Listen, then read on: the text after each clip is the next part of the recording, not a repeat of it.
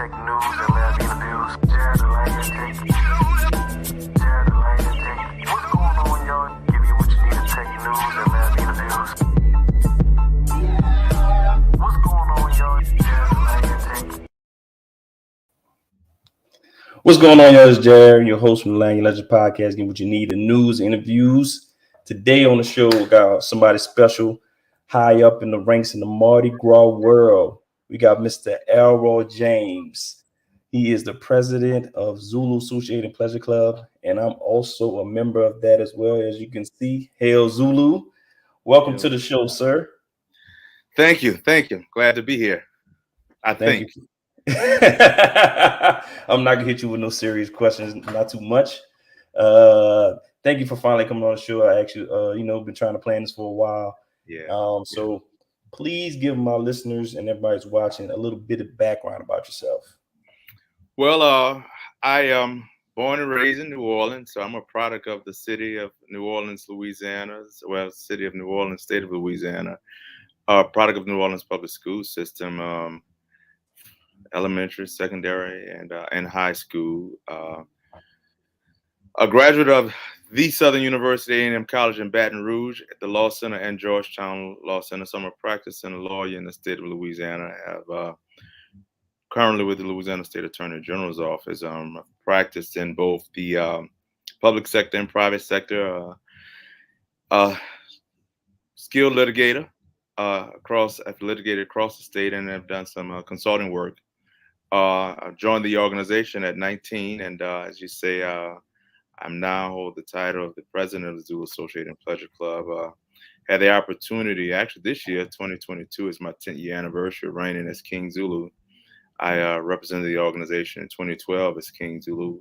Pretty remarkable time, and I guess my history, my time in the organization. I think I was probably one of the youngest kings of the organization. I was elected at 37 and reigned at 38, and had spent 20 years in the organization by the time I was elected. So it's a little bit about who I am. All right. Wow. I didn't know you was 37 when you got elected king. That's young. Yeah. Wow. Yeah. You was moving and shaking in the club. Got in at 19. At one time, I was the youngest officer for a long time. I was assistant chairman of finance at 27, and I was the finances. Oh no, I was 22 years from that. So I was 24, 25 when I was elected assistant, and I was chairman of finance at 27. Okay. All right. So what made you want to join Zulu? I mean, I don't have a real colorful answer for it, right? What I could tell you, and I'm gonna tell you the truth about it. I stayed in the 8th Ward, right down the street from the organization, and I just remember as a kid driving on Broad Street trying to get home for whatever reason. My grandmother stayed uptown New Orleans, and so we used to always travel Napoleon to Broad, to get to where we stayed. And I remember passing in front of the organization, and as a kid, having gone to the parade, looking out the window, seeing a lot of people around, and I just said I was going to do it, and was kind of fascinated by the organization as a young kid, and wanted to be a part of the organization. And so when I got of age, I happened to come around the organization and inquire about membership, and the guy that was responsible for the building and maintenance at the time pulled me to the side and talked to me. And actually, I didn't know anybody in the organization, to be totally honest with you. He wound up getting an application from his name was Dale. He's now deceased, and filled out the application and brought it home. And my mother at the time, worked for the federal government, and the president at the time, Michael Johnson, worked with her. And so I brought it home, and she knew I had it. And she said, I think the president worked with me, and brought it to him, and he signed the application. I became a member of the organization. So I don't have a real colorful story about having family members in the organization. I'm first generation Zulu member. And so I just knew as a kid I wanted to be involved in it, and didn't know the tenets of the organization at all. Just was fascinated as a kid about it, but I saw Mardi Gras Day and wanted to do it. So here I am. All right. What's up? Okay. So walk us through your journey coming up the Zulu ranks. A lot of people, even myself before I even joined, I didn't know Zulu had all this positions, characters, being the president of the organization, and I also didn't know Zulu was so, how can I say, uh, so how can I say, like royalty in the city. Okay. So walk us through coming up in Uh, Zulu. yeah, I joined in 19, and back then when I joined, it was the average age of the organization. I think it's a quite young organization now, in my opinion. And so the average age when I joined was probably around 65, right? And Mm, so the and I was 19, and so but they had a big hold on the organization, and so as a young member, you just sat and learned, and so as a young member, I started going to board meetings, and let me first back up. Now you stay on associate member list a long time in Zulu, right? So I probably was mm, on a associate member, and for those listening, associate members are those individuals that seeking membership into the organization, but we are capped by our constitution as to the number of regular members we could have. So that's where we put them at as a placeholder until we get spots in the regular membership. So I stayed on the associate member list 3 months, and so when I became a regular member, I started going to board meetings immediately.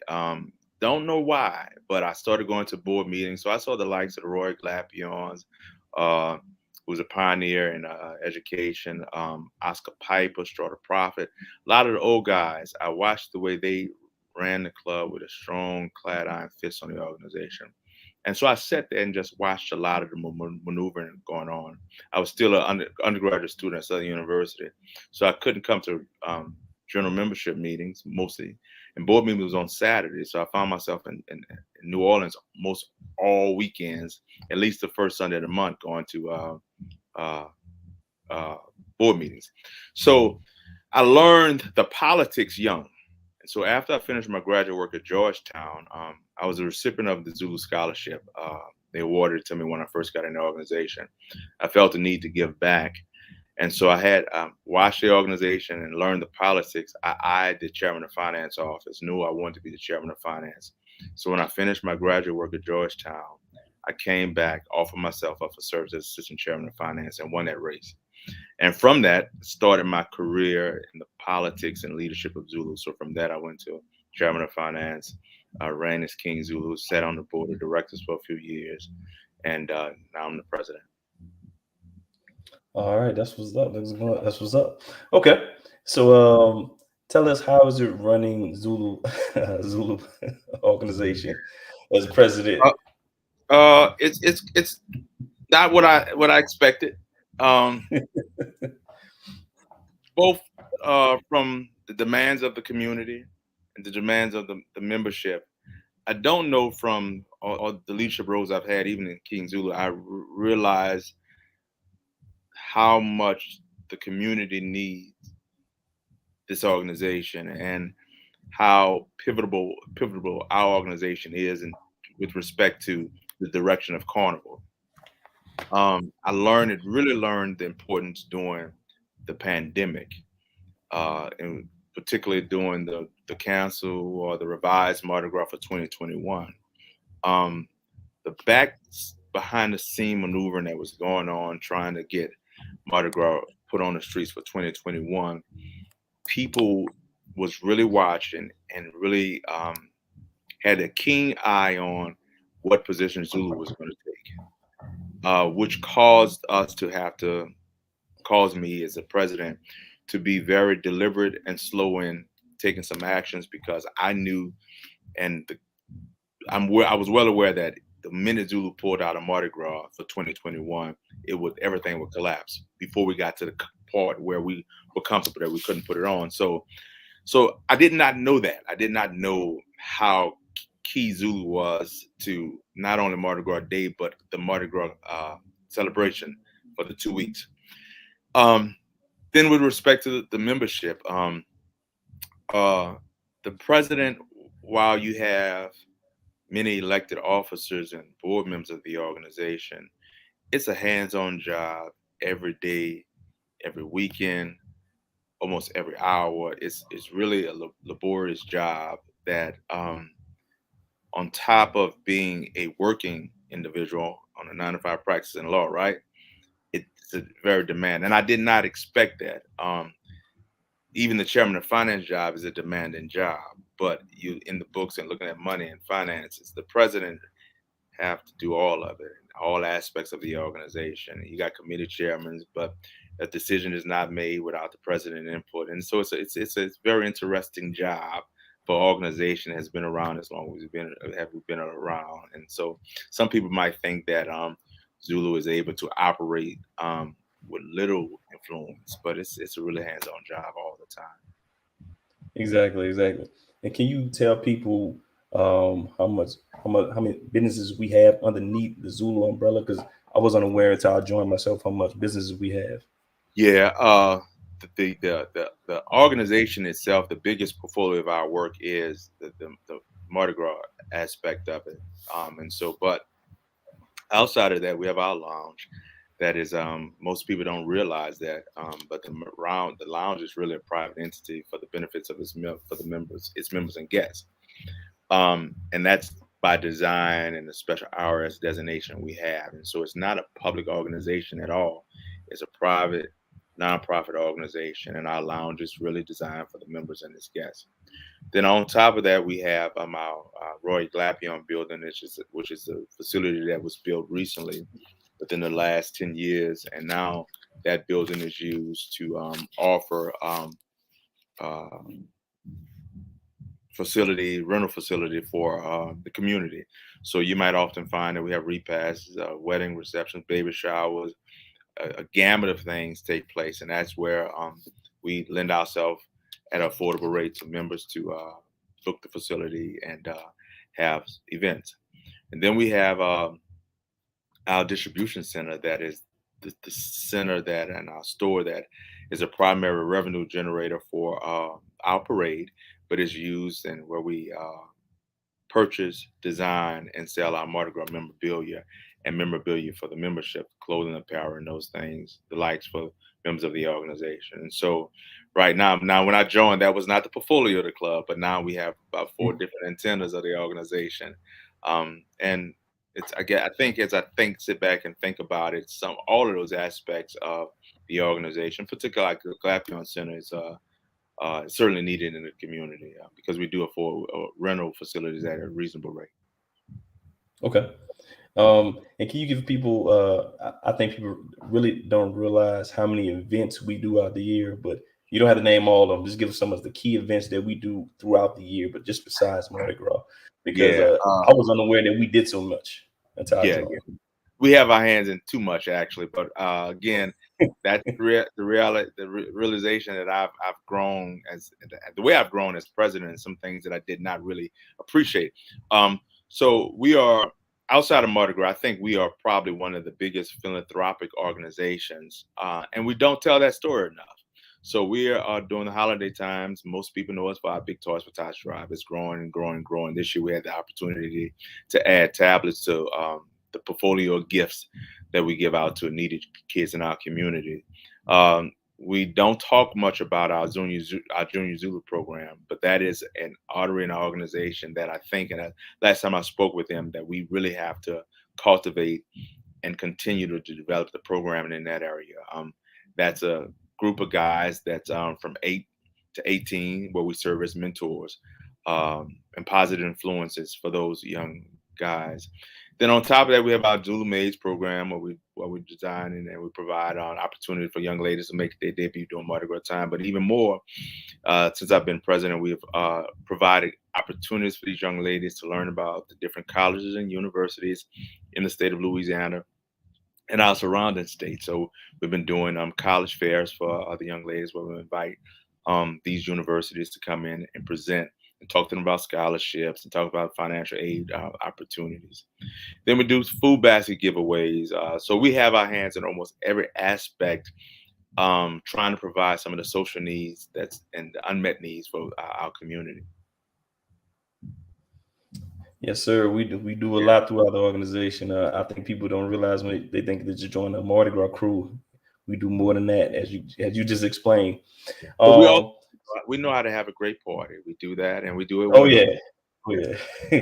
Wait. Do you want to talk about the upcoming Mardi Gras festivities that we have planned? Well, I don't want to. I think everybody knows about it, but I'm excited to return Mardi Gras back after a year hiatus.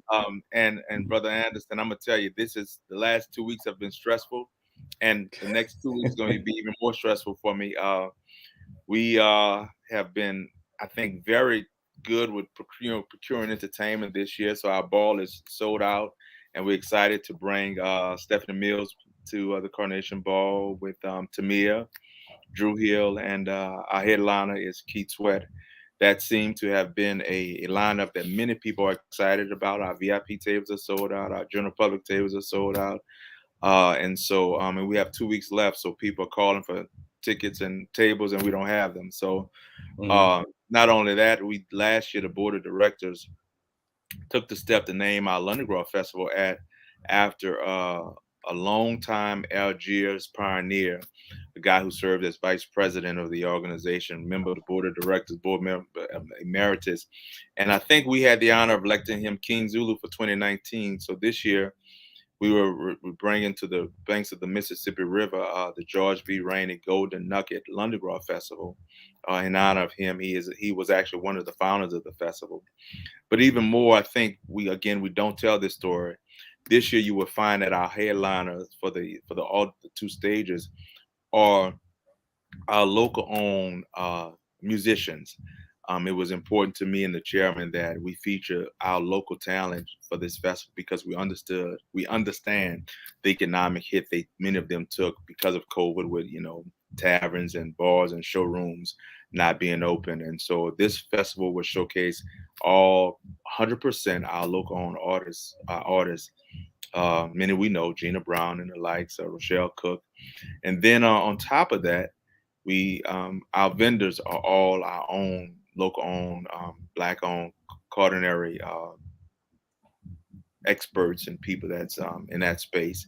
And again, because of the effects of COVID and dining experiences that certainly was hampered because of COVID, we're bringing 100% of our local smaller minority-owned businesses to the festival. And so that's what we're doing this year, and I'm excited about it. I'm trying to fill, again, need in our community, but also have fun doing it and maintaining the culture of Mardi Gras. All right. So let's talk about since you became president, have you ever dealt with any roadblocks or challenges when you took the reins over? that you want to discuss. Well, that you want to discuss. Some folks would say that I probably have had the worst time as president in Zulu history. Yes, you have.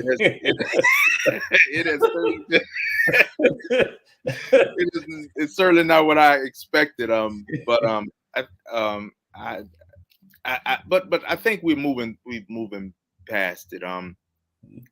Outside of COVID, we did have some issues that I was not aware of, and I think I worked hard to repair some of that stuff in the community and show the organization and membership what I believe the true members of these organizations are and the standard that we hold ourselves at.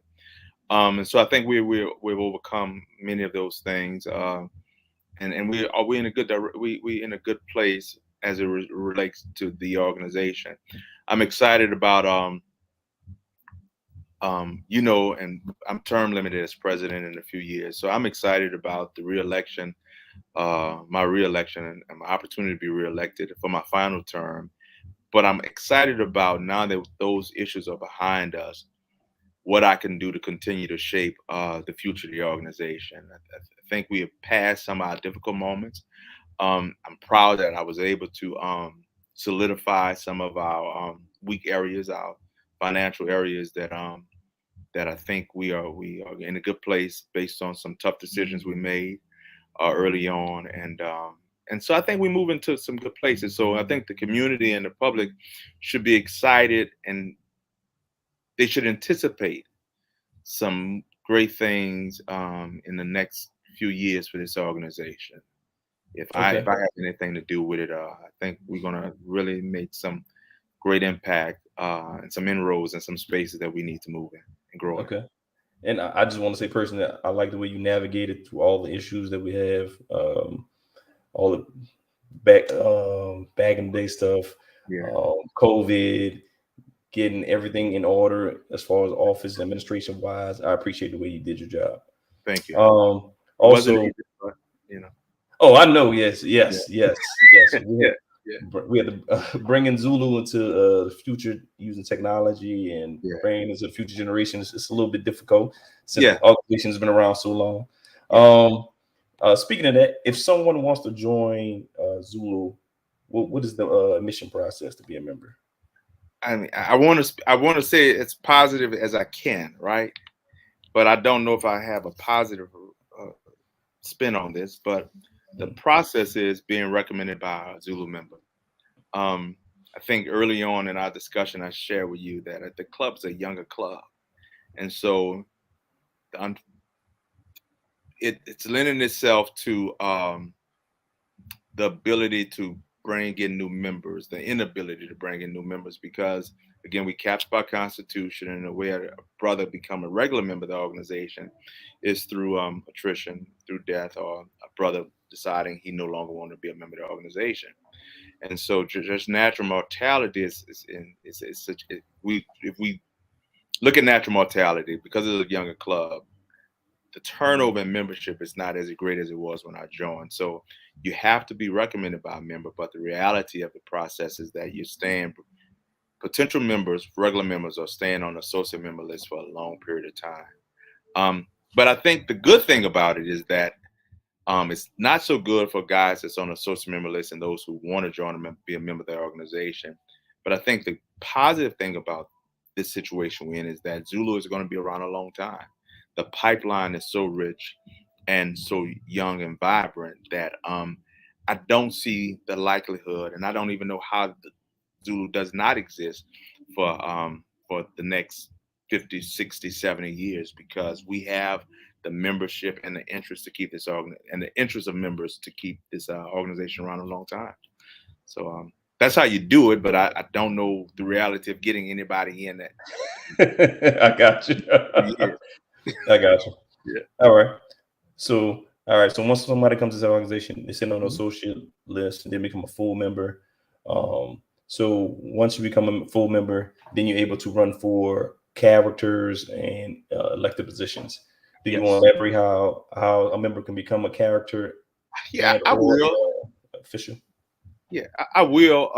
But what I would say is, and to and even for you, I think if I was advising a new member, I really would tell them not to look at running for a character office.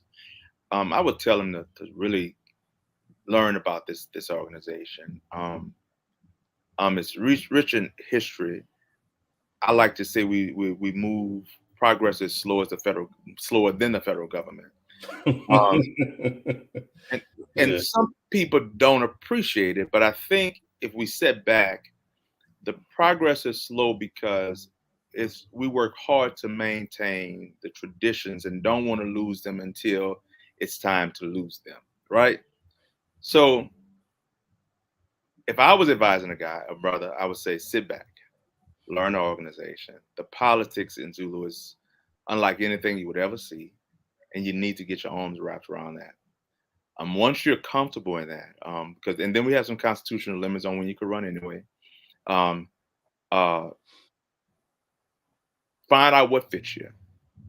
All characters is not for everybody, and just because you possess some leadership skills, all officers aren't. All offices are not for you.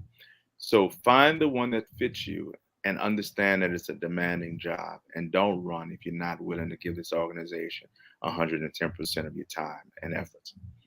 So that's what I would say. The character stuff, it'll come to you. I remember my early years of former recording secretary pulled me to the side. He's now deceased. Asked me, "Elroy, you're a young guy. When are you running?" And I said, "What are you talking about?" He said, I said, "You want when I'm running for character?" He said, "No, I'm not talking about that. That's going to come to you. When are you going to lend your service to leadership?"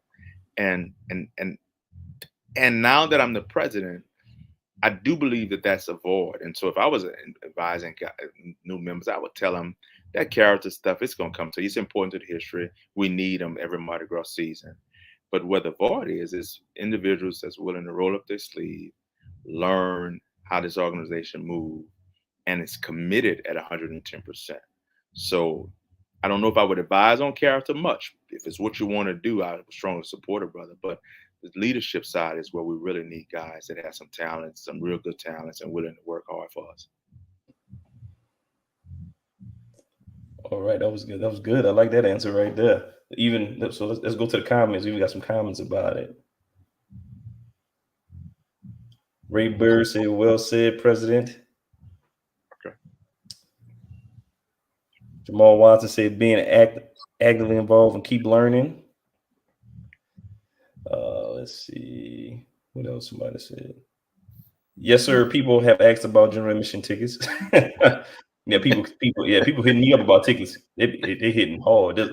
I'm sure y'all are answering those questions. I don't have to deal with that, right? Nah, you don't have to deal with that. Sherlyn Jala, very interesting. Oh, actually, that's my mama. Hey, Mom. Thanks for watching. Thanks for watching the show. Hey, Mom. All right. So, doing all that. I think we burst one more. Hail Zulu, of course. Hail Zulu, of course. All right. So you talked about being a leader. You talk about characters. You talk about being a member and moving your way through pitfalls and the rise of being a Zulu president as far as being leadership roles. Let's talk about you. Let's talk about how you are. Why did you choose law of all things you could have done?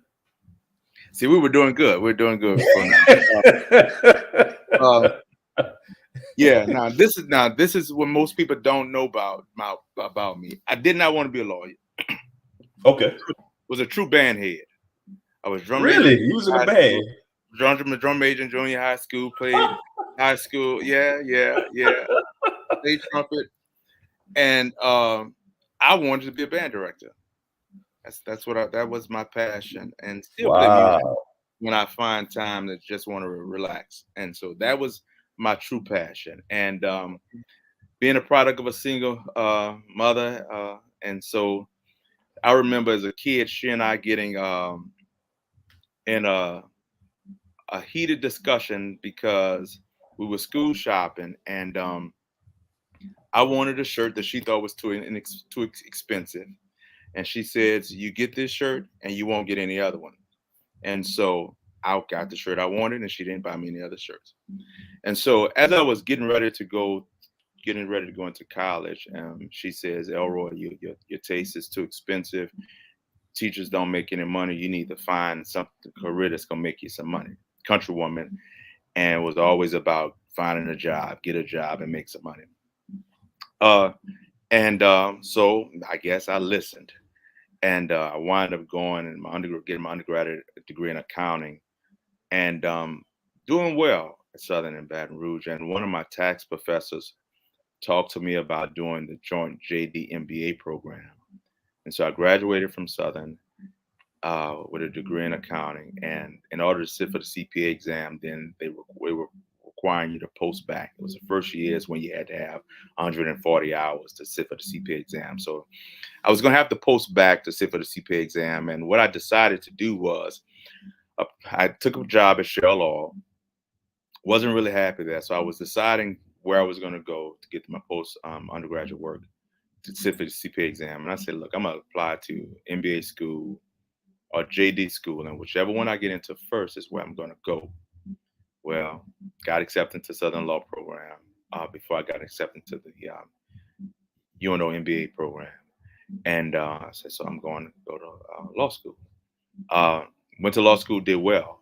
Law reviewed and did published while I was in law school, and really enjoyed it. But I realized that I did not like the traditional practice, the personal injury stuff. I didn't like criminal law at all. I always liked those things that was around the constitutional law space. But again, going to law school, student loans, I had to pay for my own education. So I knew that was not areas, public interest law. You didn't make money doing it. So I fell back on my undergraduate degree and went to Georgetown and got my LLM in taxation.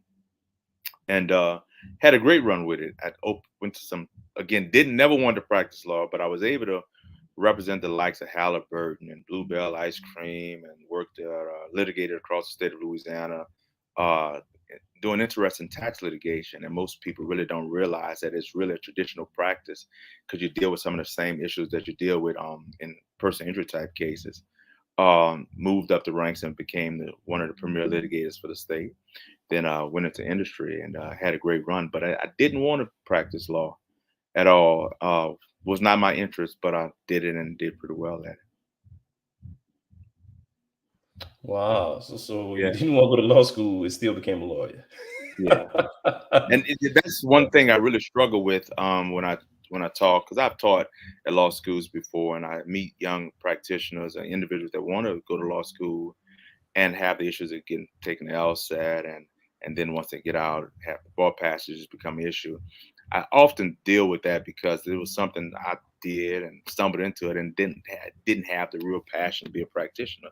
And some people want to do it and always have those stumbling blocks in their way. So it's one of my guilts about doing something that I did not want to do, but was able to do it. Okay. All right. So since you did that, so what if somebody wants to go into, I guess, the tax career path or being a lawyer? What would you recommend for them to do? Would you recommend them to maintain getting a higher level certification, or get a higher level degree? Yeah. Or if then it's fine, if they're in the same situation as you just decide on which school to get on first, or would you tell them, look, if this is what you really want to do, this is what you love, you're passionate in it, go in that direction? I would tell them to be more deliberate than I was. But again, I was this first generation. My mother finished college at Southern in New Orleans, so I'm the second generation in our family, but I'm the first generation to really go to professional school and the like. So I really didn't have a lot of guidance on how to navigate my career, and it was things that I learned that I had to learn from professors who took a liking to me, and opening myself up and networking. So what I would tell them is I currently tell people, it's particularly minorities, that there's the practice of law is broad. For sometimes we don't realize that we don't have to be the Morris Boyce of the world. You don't have to practice in the criminal law space. There's a lot of areas where we're underrepresented at. And I would tell them, take all the courses you want to take and don't limit yourself, because if you push yourself, you could find the same type of satisfaction. And if you push them for dollars and cents, you can make good money in the non-traditional space. But you got to be deliberate about it. Like, if I was well prepared or well thought out, more prepared and thought out about the pursuit I was going to take, I might not have gone to a smaller law school. People say why, and Southern equipped me for everything, my love for the university. I wouldn't have gotten to Georgetown but for Southern University Law Center, but I also have learned that in this majority environment we live in, sometimes you don't get the breaks or the opportunities because of the tier of school you went to. I would have never been able to practice in the tax space without a Georgetown degree. I had an undergraduate in accounting, had worked in taxes already. I think I could have been as equally prepared to do tax work had individuals understood that I was prepared because of other programming. So if I knew I wanted to do it coming out of Southern University, I would have gone to a bigger tier program where they offer more tax courses. So I wouldn't have to incur another $40,000 worth of education debt to practice in the tax space. So that's what I would tell people. Be a little bit more deliberate about what you want to do. But if you come from a situation where you don't know, you reach out to the Elroys who've done it. You reach out to some other people who have charted the course. And I mean, I've always talked to young practitioners about it. I mean, I got a call about 2 weeks ago from a young lady at Southern University, want to be a tax practitioner. What do I do? All right. I've shared with her. but that's what you have to do. Okay. Oh, we got some other comments coming through. Let's see. Douglas McCann. I hope I messed the last name up. Elroy's doing a great job. Elroy's doing a great job. Thank you for watching the show. Thank you. Jamal Watson says Zulu Brass Band. Let's get it, Chris.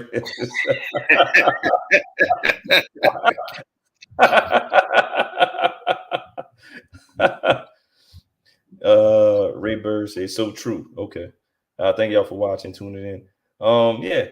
So it's pretty interesting that you were a bandhead. I wouldn't even peg you for that. What was your favorite instrument in the band? Be honest with you, I learned I was a trumpet player. Okay. And my sister wound up playing clarinet, and I learned that instrument. I wanted to play saxophone. Now the truth is, I read both treble clef and bass clef. So, yeah, that was a bandhead. I was transposing music when I was in the 9th grade for my band director and all. That was me. That's what I wanted to do. Oh, you know the bandheads in the club about to hit you up. Yeah, my band director was David Harris at Capitol, and that's who really honed my skills. And then Walter Harris at John F. Kennedy. Okay.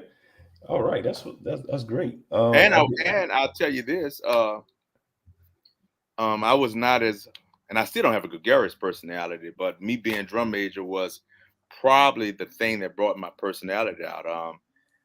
The band director saw something in me. He made me audition for it, and I did, and I sucked in doing an audition, and he had audition again, and he made me audition in front of this time the administration, where it was easier for me then. So I think that all that attributed to me kind of coming out of that this quiet guy that I am. By I guess introvert is what I think it is now. I don't think I'm quiet. Just think I'm a natural introvert. Okay. Well, that's very interesting. So, wow, he's bad. Yeah. I'm telling you, I would not have guessed that at all.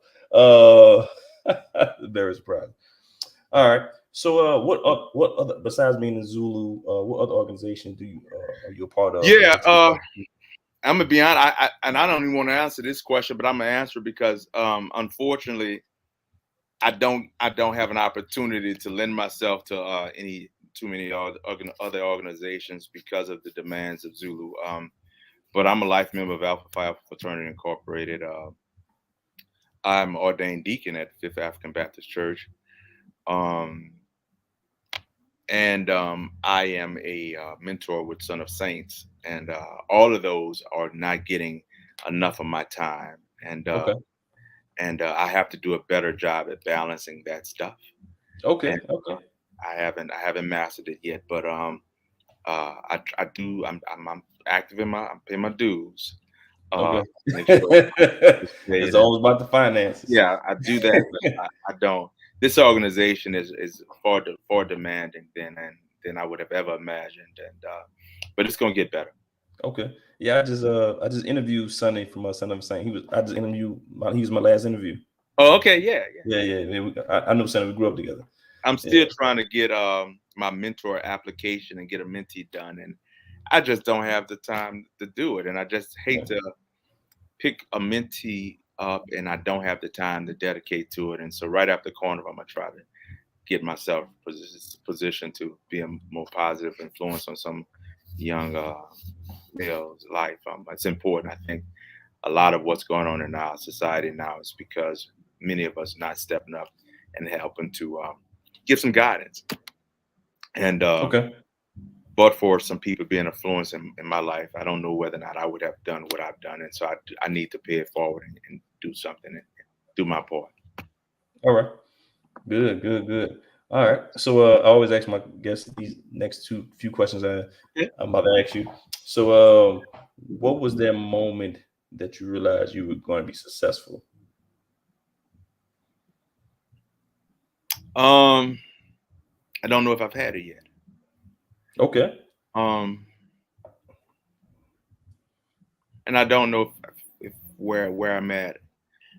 I don't know if I call it success yet. I that's an area I struggle with. Um, I don't know if I could answer that. I think Okay. I've had some I have some great opportunities, right? Um, and I do know, but for the grace of God, that go I. So um, I think I don't know what it is. I don't know, and I don't know if I've ever thought it. I don't view it as success at all. I mean, You don't view it as yeah, success. I I think got I you. work hard. I've worked hard. I continue to work hard. I haven't accomplished everything I want to accomplish. So I don't know if I'm at the point where I'm successful yet. There's still some things I need to check off. Okay. Well, I say you've been a successful Zulu president. I say that. I I'm, definitely say that. well, I got my bumps and bruises for it. So thank you. Right, Though. right. Okay. Well, maybe you can answer the next question. Okay.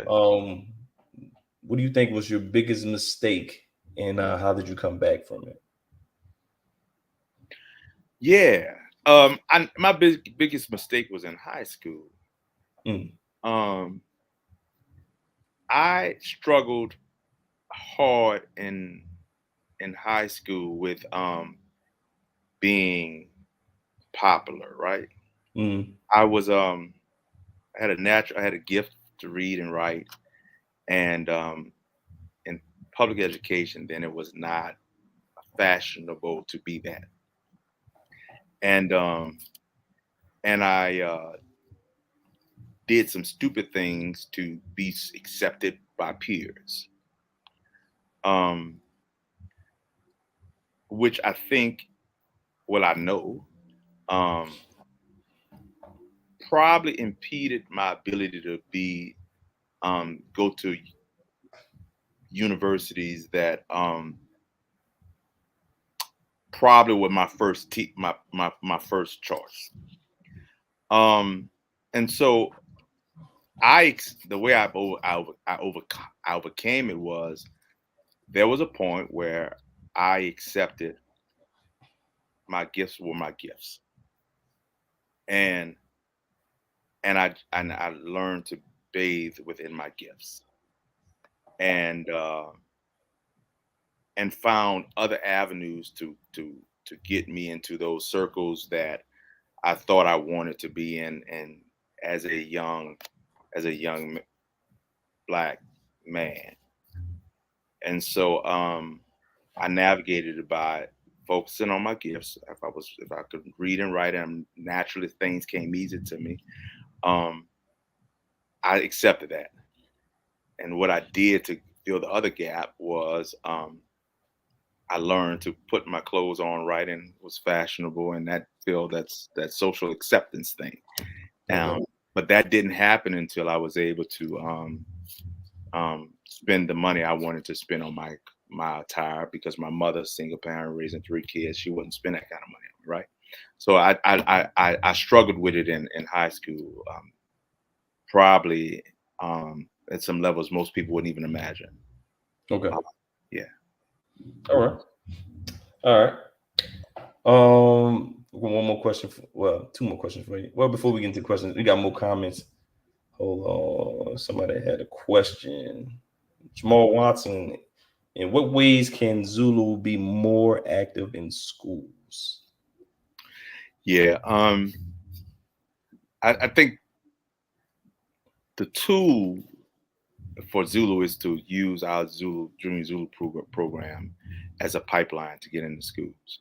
One thing I have noticed, and I don't know why is this the case, why this is so, a lot of our Junior Zulus are coming from St. Augustine. I don't know why. I don't know if people don't know about it. I don't know if Brother Anderson is not taking us over there to Brother Martin. But but I do know it is noticeable to me that, and I'm not a graduate of St. Augustine, and so I don't understand why that it seems to be the feeder for us, and so we have to get out and use the program and find a way to make it more attractive. There have been some things that have been presented to me that the younger membership may embrace that could help us out there. But I think that's what we need to do. We need to use our Junior Zulus as a pipeline it can be, and make it more accessible to individuals in all schools, and why it's not that now, I don't know. But that's some work we have to do. Okay. All right. That's understandable. I think once we get the Junior Zulus up and running and stop having all them St. Augustine members, that think they own the club. But that's another subject for another That's day. another subject. That's right. That's another subject of the day because they everywhere. They everywhere in the club.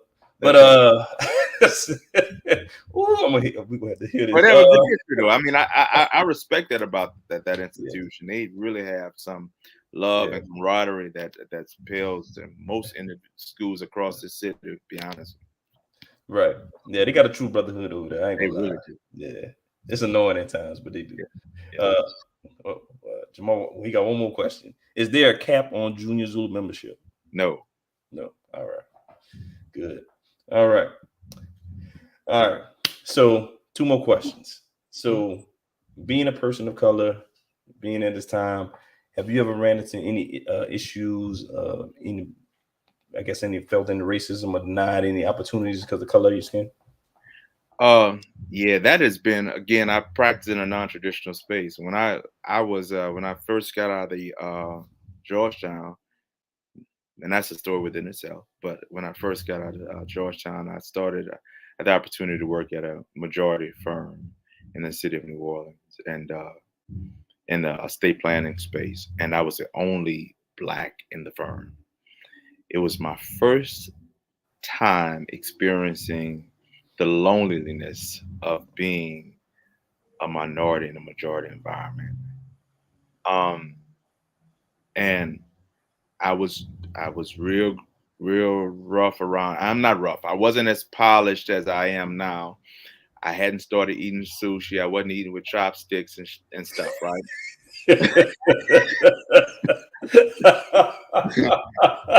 And it was difficult to be invited to lunch and go to a sushi restaurant. And I thought it was culturally insensitive. Mm. And I don't know whether or not they ever thought about it. And it was difficult to develop TMJ and all the likes, trying to maneuver that stressful environment. And so yeah. When I went to I understand. I know. when I left and went into industry, this again, I joined the firm of PricewaterhouseCoopers, PwC. It was a more diverse firm, still highly specialized practice where you don't see Black males. Now you see a lot of Black women now, but Black males was not there, and they did a whole lot of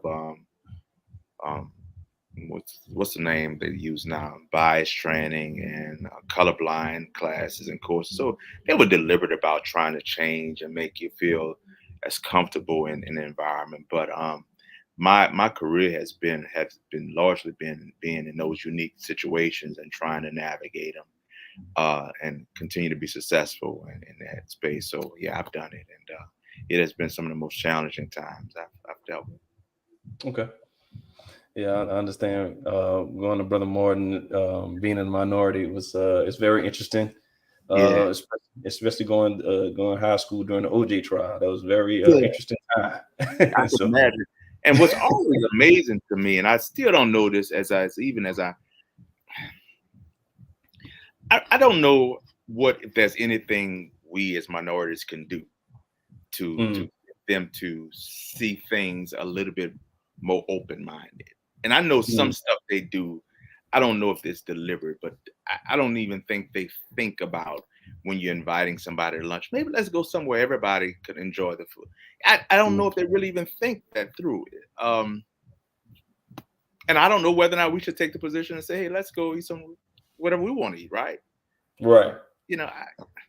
So yeah, I've had it. Right. Yeah. It's very interesting. It's very interesting. Yeah, I understand completely. All right. So my last question: what do you see the future of the Zulu organization going toward? Oh wow. The future of the organization, I said it earlier, I think the future of the organization is real bright. I mean, the pipeline to the regular membership is real deep. The organization is young, vibrant. I think there's going to be some tough decisions that's going to be made in the near future about what's our organization's responsibility to the citizens of New Orleans. I think we know our obligation is to protect and promote our culture, Mardi Gras, particularly Black Mardi Gras, because we know Mardi Gras was created during it was a segregated festival. So we know our role is there. Uh, for this organization and the demands of the organization, the demands of the community, we're going to have to answer the tough question: is when have we expended our resources to a level that's outside of what we ought to be doing? I could tell you we get requests on every aspect of human issues. And I don't know whether or not this organization is big enough to operate and meet the needs of everybody and everything when things are issues. So that's gonna be, I think, a clarion call that has to be made for the organization in the future.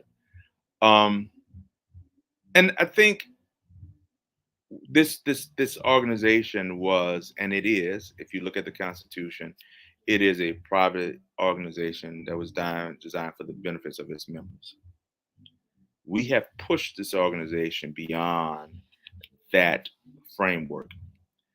Um, so much that I think there's now some questions about, as a membership-based organization, what are our brothers getting in return for their contributions to the organization? We're going to have to step back and figure out what's the real benefit of being a Zulu member to a member. And I can tell you the organization is different from the organization that I joined. It's much more open to the community, non-members, than it was when I joined. And so I see, I feel the difference, and I kind of understand the issues and the questions that are asked. And I think that's going to be a point in the near future where we're going to have to go back and redefine this organization such that members are receiving the benefit that they think they were signed up for. But again, I think the history and the longevity is here, but it's gonna be some tough conversations that's gonna be had about how far we're stretching our resources, and then whether or not we're meeting the demands of our members. All right, all right, all right. You survived, Mr. President. You survived. Well, you might as well go to journalism school. You're not that bad now. Thank you. Yeah, thank you. Thank you for coming on the show. I appreciate your time. You let people know where they can follow Zulu organization, the website. I also posted it at the bottom as well. Also, where to follow you if you want to give out the information as well, if they want to contact you. No, I'm going to let them know that I work for the Louisiana Attorney General's office. And so if you're following me, it's likely you don't want to follow me. But if we are talking, it's because you're on the wrong side of the law. And so what I would do, if you want to know what we're doing in the community, we do, our website is www.crewofzulu.com. We try to get that stuff updated on a regular basis. If I could get Brother Anderson to join the technology committee, we're going to have a new website coming up soon. I am on the technology committee. Well, we're going to have a new website coming up soon. And so, and if we don't get it up soon, it's because Anderson he's doing his podcast and not helping Zulu grow. But yeah, so look for the new website. Okay. We'll keep the domain name, right, Brother Anderson? Oh, of course. Crew Zulu all day. Okay. Yes. Follow us on www.crewofzulu.com. I like how you put me on the spot.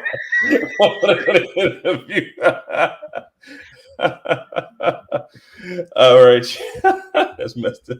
But look, thank you everybody who joined. Make sure y'all subscribe, follow, and share this. Make sure you subscribe so you get notified next time we do our next interview live or any other recordings. So thank y'all for joining. Thank you, Mr. That's all right, Elroy. That's good. James for joining the show. Appreciate your time. All right, my All right, pleasure. y'all. Thank you. We out. Have a good one.